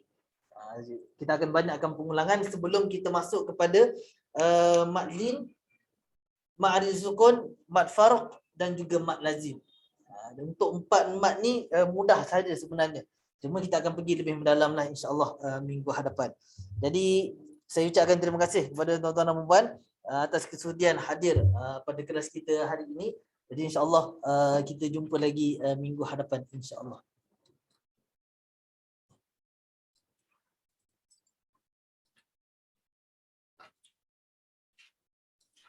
Terima kasih Ustaz. Sama.